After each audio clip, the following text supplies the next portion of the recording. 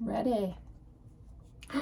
Let's talk about stress, baby. Let's talk about you and me. Let's talk about stress. Let's talk about stress. Okay, I'm done.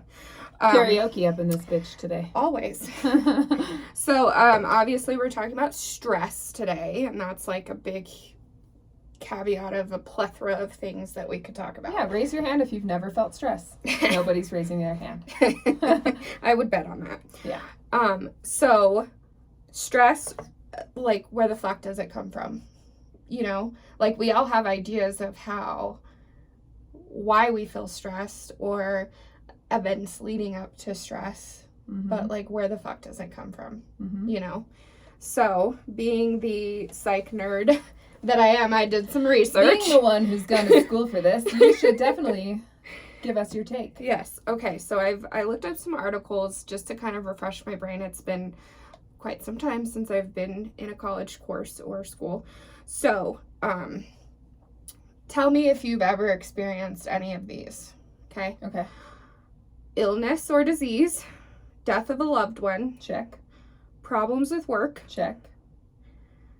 I would say almost the illness and I was going to disease say one. check to that one, but I just didn't, my mouth didn't move. But check to that one. The burn incident. Yeah. Life changes or transitions. Check. Family events or issues. Triple check. And problems with personal relationships. Check, check. Okay. So, according to NPR, these are the top 6 stressors that most people can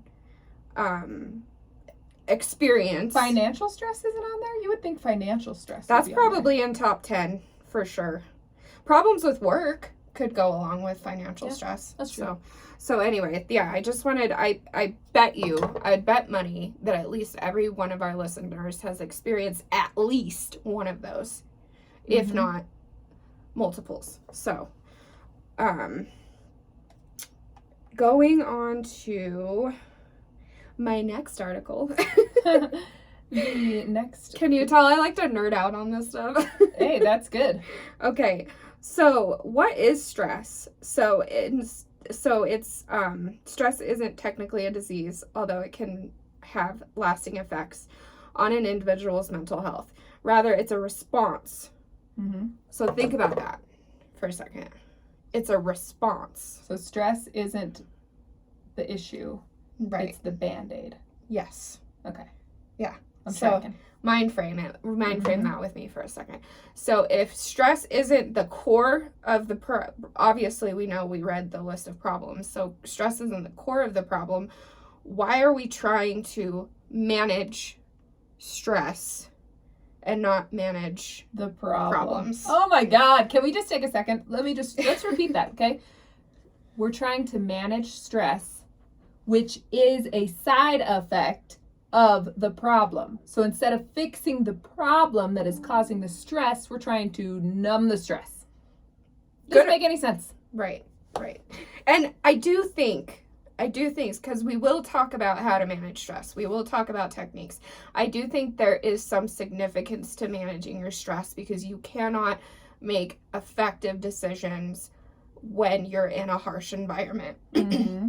So, to kind of talk about that, I think that stress starts from the beginning. At birth. Yeah. I mean, technically birth is a stressful event.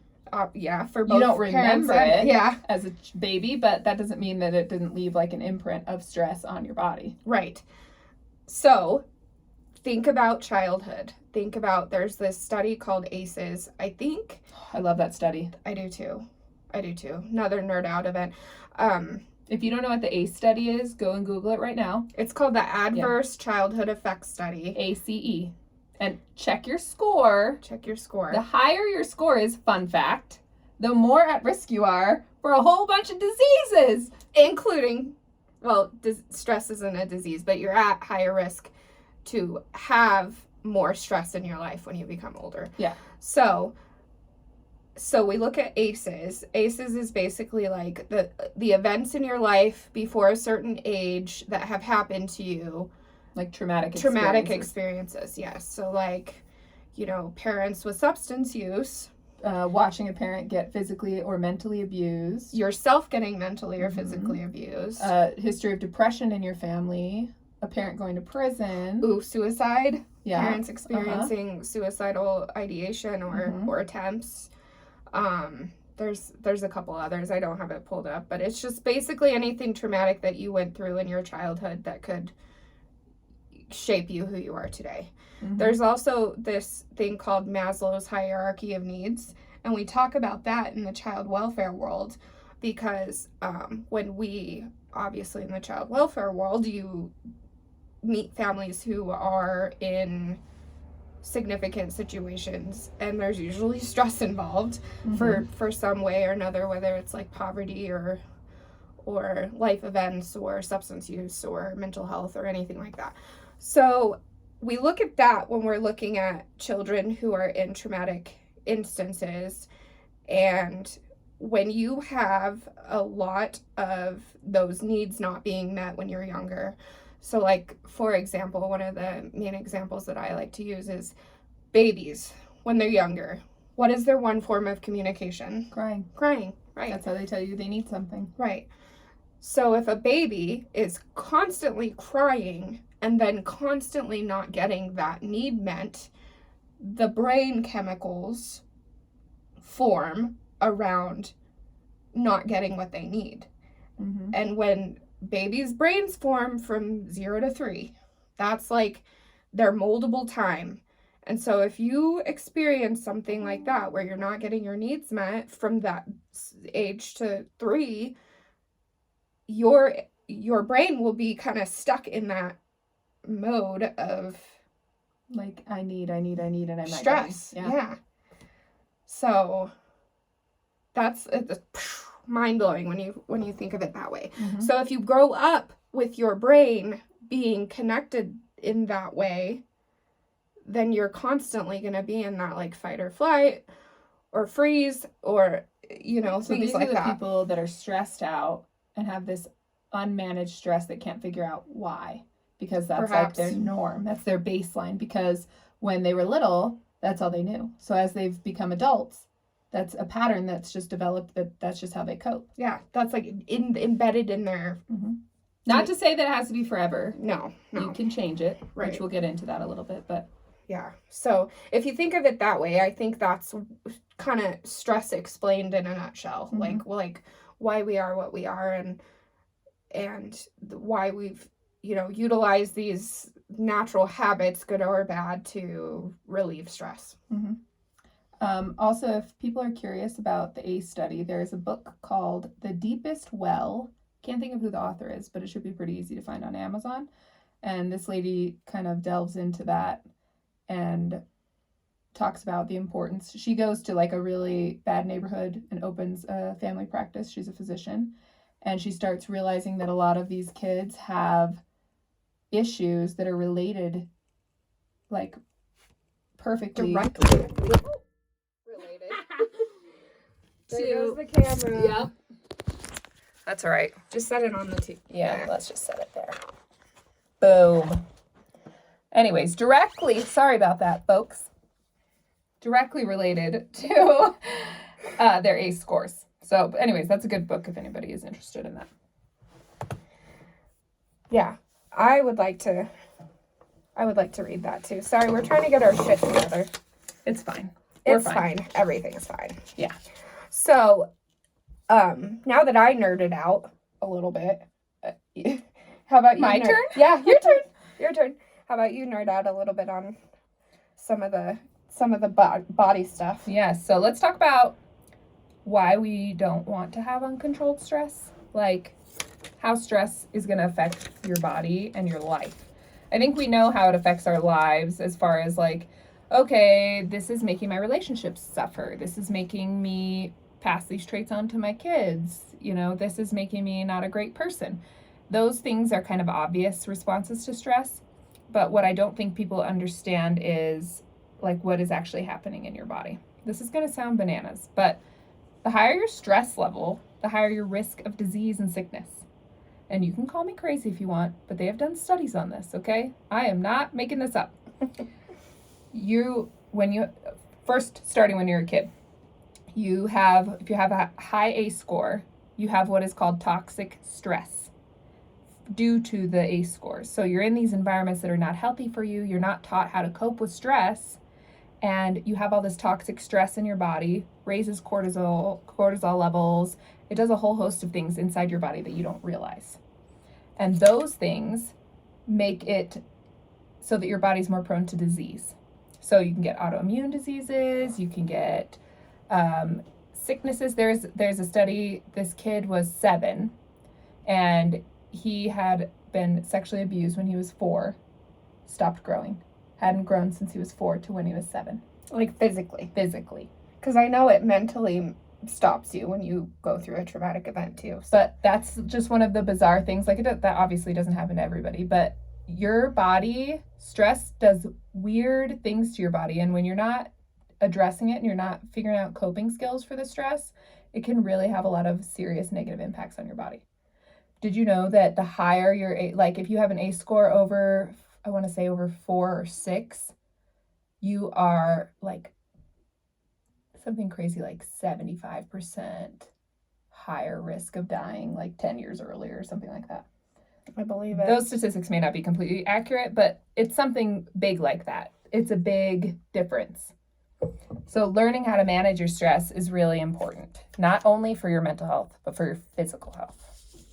So, on that keynote, since we've shared all the nitty gritty and like, oh my God, like everybody's probably thinking, freaking out. I'm the most stressed person in the world.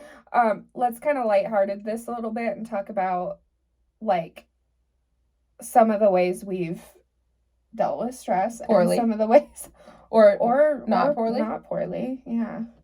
Can you think of a time? I have a really good one, actually. It's pretty funny. Do I know it? Probably. You've known me for a long time. Yeah. Okay, so one time I was in a relationship and this guy was really making me mad. And I was just stressed out. He would not put his dirty laundry in the dirty laundry basket. He would put it in a pile beside the dirty laundry basket. Every woman right now is saying preach. Yes. But I was like 19. I had zero coping skills as far as managing my stress. So what did I do? One day I freaked out on him, started screaming at him like a lunatic, and then I took all of his clothes and threw them in the driveway, all over the ground. Dramatic. Yeah. It did not fix the problem, in case you were wondering. The laundry debacle continued after that. Continued. Yeah. Okay, so I have a question for you. Was it just the laundry? Or was it other things that were happening? I was 19, Yeah. So I hadn't really addressed a lot of the things that I needed to work on, and I was very much so in survival mode. So sometimes things would just build and build and build until I just like went off like a rocket. Yep. I still do that sometimes. Sorry, Yeah. honey. Me too. Me too sometimes, yeah. Less than back in the past. Yeah, for sure. So what's an example of a time you didn't handle God, stress there's so many. I'm fucking human. Do you want to know what my favorite one was? Crying on my floor with the boxes when I moved into my house? Well, there's 2 that I really like. I don't know if you want me to call you out on them, but No, fuck it. Do it. okay. So Do it. this one time you were married and you were mad at him for something, and I came to your house to check on you, and you weren't there because you had gone to the therapist, which was good, because in your house all of your picture frames were broken. And I was like, are you okay? I remember this. Yes. Yeah. Yes, I remember that. There was another time you threw a blow dryer at somebody that also makes me laugh. I'm trying to recall. You'll have to. You're in California. Oh, yeah. Yep. I remember that. Cool. It just makes me chuckle. Like, yeah, there's been several ways that you've seen me in all my glory of not handling stress well. But that's everybody. That's like, everybody. I have definitely done crazy banana things that I'm like, I threw chicken at Wade 2 days ago. Like, it was still in the package, but he was squirting me with a squirt gun, and something about that just makes me insanely mad. I'm trying to cook dinner. I don't want you to play with me. Don't play with me, ho. And I just took the bag of chicken and just threw it at him. He's like, you threw chicken at me. Oh, gosh. gosh, this is hilarious. Yeah. Yeah. Yeah, there's been a lot of stressful times in my life where I haven't dealt with stress. So there was a time that I recall when I was 19 and as well. And 19, that's like a magic number. that year is a hard year, I It's think. my favorite number, by the way, unrelated. Is it? Yeah. Mine's 27 if you ever wanted to know. Not sure why, but Interesting. it's just a thing. So 19, driving down the highway with my dad. We lived in Alaska at the time. Mm-hmm. And I don't know why I got so mad at him, but I pulled over the car because I was driving and I threw my shoes at him. I don't recall if it was shoes I was wearing or if it was shoes in the car and it was just something easy to grab. It's like a female thing. I think we like to throw things at people. Yeah, not a good coping skill, guys. No, I have not thrown in a while. I have not thrown in 2 days. But it was just chicken, so it's fine. It's fine. Is it? No, I'm just kidding. mean, no one was injured in the throwing of the chicken, so Yes, okay. I was just letting them know I was serious. Did you guys laugh afterwards? Yes. Okay. Yeah, it was That's pretty funny, what's actually. important. Yeah. That's what's important. So, what are some healthy ways you've dealt with stress, like when something stressful has happened? So just recently, since we're airing all my dirty laundry, no, we talked about this a couple weeks ago. Just recently, I had been dealing with my job's high stress. I have a teenager, so Stressful. very stressful. We both have teenagers. Stressful. I had it so I took the day. I didn't do anything. I canceled everything I was doing that day. I only talked to my significant other, I think, maybe text you one or two times. And I just laid on the couch and cried Sometimes that is therapeutic. and watched trash TV and ate whatever the fuck I wanted. Mm-hmm. And then the next day I went to the doctor and talked about it. But taking time for self is probably the biggest tool that I've used when I have just like, I'm at max capacity. Like, Mm-hmm. just saying no to everything that I had planned and just doing anything I wanted to do in the moment. Of course, healthy things. Mhm. I mean, eating bad food, but That's It's not the worst. Small evil. it's not the worst. No.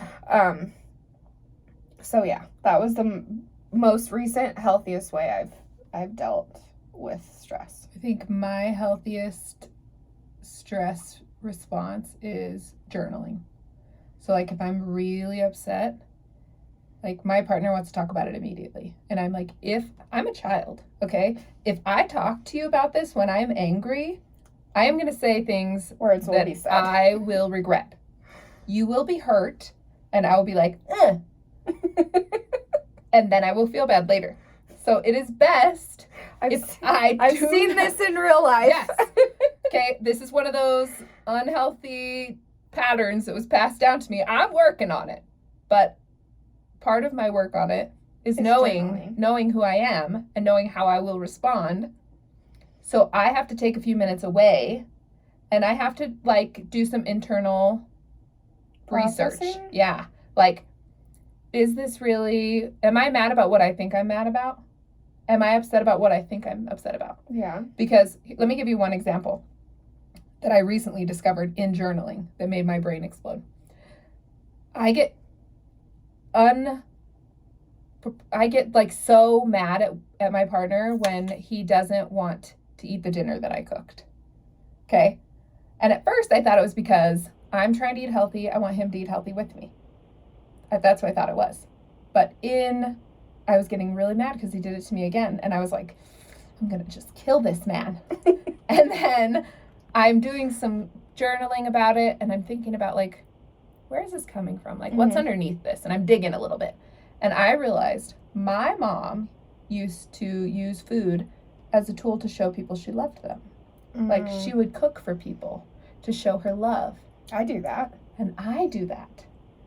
And because I do that, in cooking for my partner, I am giving him my love. And in him saying, I'm not eating that. I'm refusing your love. Exactly. Which sounds so stupid, but it is what was happening below the surface Yeah. that I didn't realize. So in journaling, you like just discover these things that you would not have discovered otherwise. Yeah. I think it's like, okay, so I think here's a good analogy. I love analogies. Traveling by plane, you don't see all the landscape. Mm-hmm. Traveling by car, you see all of the little details. So faster might not be more efficient sometimes. Mm-hmm. Also, if you're looking for another book recommendation, there is this book I'm also reading. This is just going to be like a weekly thing that I do because Yeah. I'm always reading a new book. I'm articles, she's books. Yes. So there's this book called I Need Your Love, Is That True? And I will tell you right now, I have had some brain explosions reading this book. Because this lady will pose these questions to you, like, what are your thoughts? Like, write down the things that you're thinking when you are in a fight with your partner. Like, the most childish, stupid things you're thinking. Mm-hmm. And then question each of those. Is that true? Who would I be if I didn't have that thought? Which I was like, whoa. And then, what if I reverse that thought? And you flip it around the other way. It's just, like, some powerful stuff. I bet. I So, bet. Highly recommend. Anyways, moving on. So Let's- if I read, I will check that out. So Just should we talk about tools, like general tools? Yeah. Actually, you know what? Let's talk about more ways, like just examples of ways that people do not handle stress well. So we Just talked in about general. we talked about throwing Hours. things. We talked about ours. So Yeah. in general, some of the things I see in my field are substance use. That's a huge one. Mhm. Booze, drugs, food. Food, gambling, Oh yeah, sex addiction. Which can be good in moderation, but people abusing them definitely is a coping skill, Mm-hmm. and that could turn out to not be so good. Mm-hmm. Violence, Domestic violence, yeah. or even emotional Committing violence. crimes. Yeah. Because if you think about families who may live in poverty or people who may live in poverty, the only way to get the resources they need sometimes is stealing them. Mm-hmm. Or that's how they That's at what they least think. feel. Yeah. What are some other ways? I mean, Self-harm. ooh, what about spending money? Ooh, yeah, spending money's a big one. That I've done that one retail too. therapy that people talk about all the time. Temu. I shop on Temu sometimes when I'm stressed. I'm not dogging on retail therapy because Lord knows I've had some times of retail retail therapy. We're not dogging on any of these. No, honestly, no. like No. the thing about these coping mechanisms is oftentimes we don't realize that we're doing them. Truth. So it's just a way to kind of help people think about that. Do some self-reflection. Like in what ways, if you pose that question to yourself, what way are you trying to numb your stress? I would say people realize they're doing them, but they don't realize the effects they're having outside of them. That's what I would say. Yeah. So like you have stress. Wait, so you have a problem. And then you have stress because of the problem. And then you do these things because you're trying to not feel the stress. Mm-hmm. Because it's helping you cope with it. So I think the number one coping strategy should be to figure out what it is that's causing you the stress in the first place. And where it's coming from. And how to maybe improve that. Like if your stress is that you're broke, maybe you could go drive for Uber and just make a little extra money on the side when you're not doing your day job. Mm-hmm. Or if your stress is how you feel about your own body image, start small, read some books, or start a workout, or whatever it is like that you need to do to help you feel better about that. I know there's a lot of people who are like, that's just not going to work for me. Like it's harder than that. Sounds easy when you say it like that, but it's not easy. So, a good way to start is just recognizing what you are able to accomplish. Because I think when people are stressed, they focus on what they're not able to accomplish. Oh yeah, like I can't do this, or this. There's isn't no possible way I'm for going to me. get there. There's no way I'm going to be able to lose 60 pounds. There's no way I'm going to be able to make $1,000 for rent in 2 weeks. There's no way, but if you just start somewhere with what you're able to accomplish. Maybe you can't make 1,000, but maybe you can make 200. Yeah. So I think that's like breaking it down into smaller can-dos instead of can't-dos. Yeah. I think that's important. That's a healthy way. Yeah. That's a very healthy way. So, since we're kind of already in healthy ways, what are some healthy ways that you like to manage your stress? I know you said journaling. Yeah. Or just in general, what are some healthy ways you know? I think, like, when we talked about morning routines, a lot of stuff that I do in my morning routine helps me not to stress. Mm-hmm. So a lot of it is preventative. So, like, stress is an ugly, ugly beast when you let it get too big. But if you deal with it head on, face it, look it in the eye, like, this is what I'm stressed about. What can I do to fix this? I think that that's important. And then I think having good self-care practices really helps you to meet these challenges without feeling overwhelmed. So, since we talked about morning routines, I've been doing it, but not like to its entirety. I've tweaked it several times throughout the last few weeks. Which you should be doing, by the way. Yeah, we did talk about that. Can't be one size fits all. So, I have noticed a significant decrease in stress. I mean, I am doing medication management right now, so I'm sure that's helping even things out. But I also think that the routines that I've developed for myself have helped as well. Yeah. And then I think the medication is helping with the motivation factor of wanting to do the things, and then and then it's my choice whether I do the things or not. Mm-hmm. So that's been definitely helping. Yeah. So I think routines are very important, Yeah. or at least having like a daily checklist. That's what more so I've been doing, is having like that daily check off list. Mm-hmm. Like, it feels nice to check things off a list. It does. Working out, I think, is important. That's what I was just about to say, is getting movement. Some kind of movement. Just, you go for a walk around your block, or you do some light stretching, like some kind of movement. It just pumps you full of endorphins. It feels good. It doesn't have to be like, you don't have to do Shanti insanity. Like, actually, for most people, that's not good for your cortisol levels. Actually, Really? If you are a stressed person, you should not be doing cardio, fun fact, because that just boosts your cortisol levels even higher, stresses your body out even more. And people will be doing these cardio workouts, and they'll be super stressed, and they'll be like, I can't lose weight. I keep doing all this cardio. I keep trying. I'm running. I'm sweating.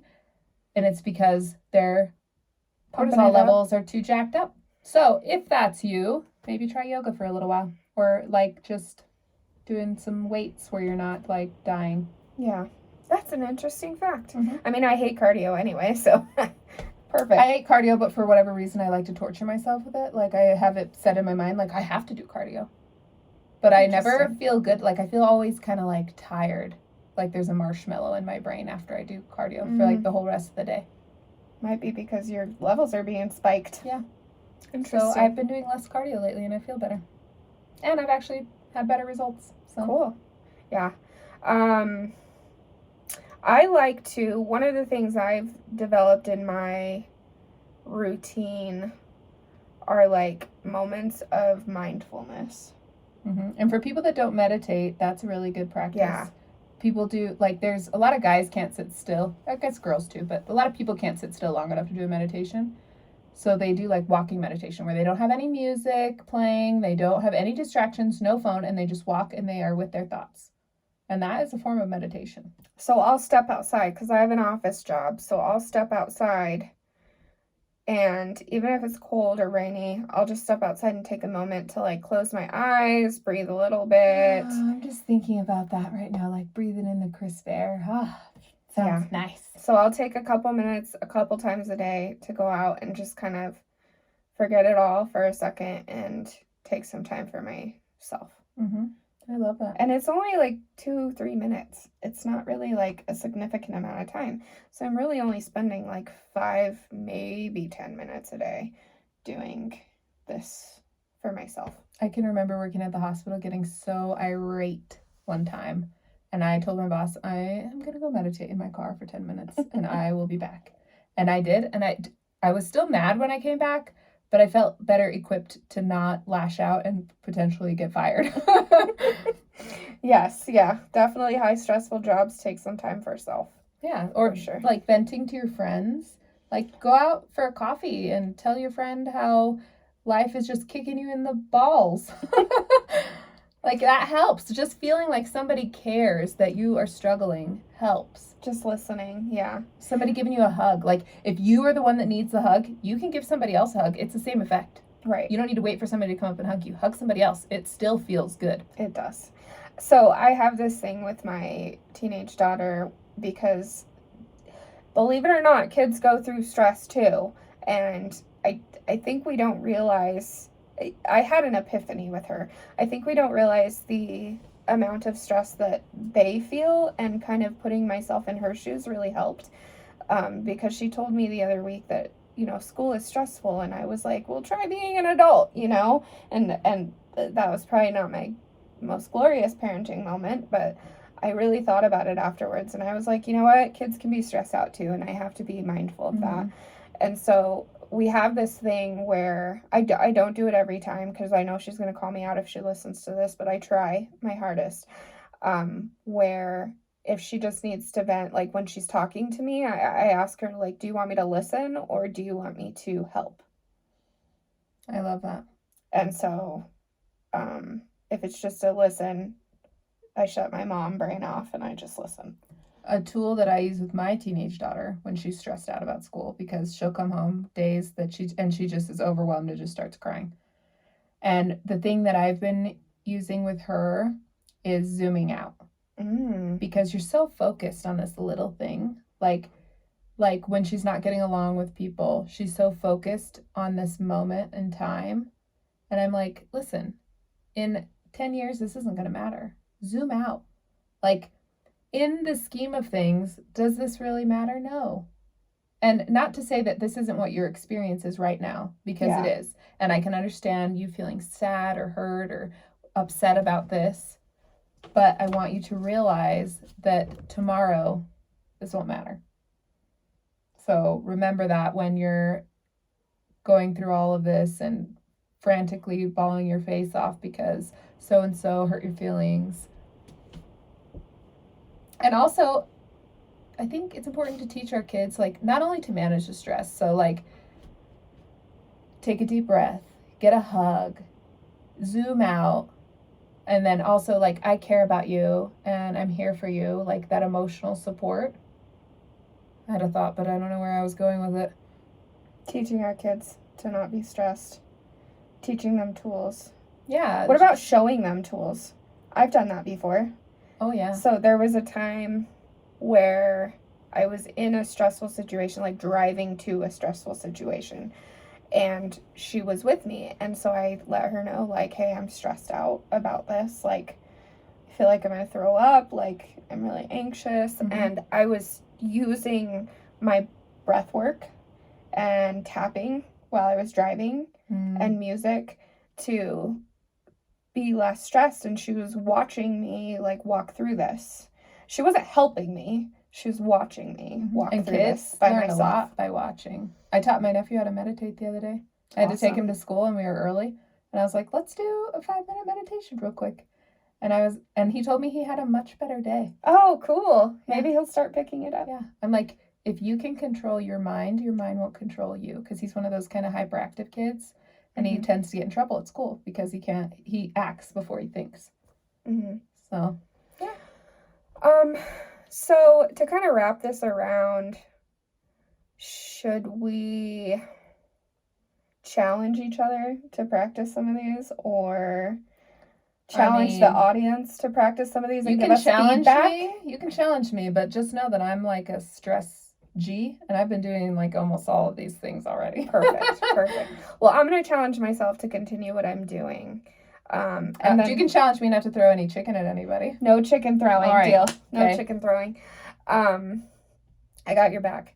Thanks. But yeah. But I want to challenge the audience. Yeah. Like, if you guys do are, some of these. First of all, everybody has stress.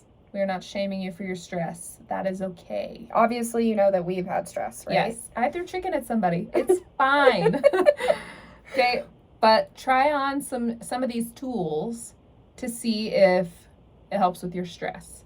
And then let us know if you want to send us an email. I know our email address this time. It's growingupforadults23@outlook.com. You can shoot us an email. We Or respond. private message, or yeah. DM, whatever. On Facebook or Instagram or wherever, TikTok.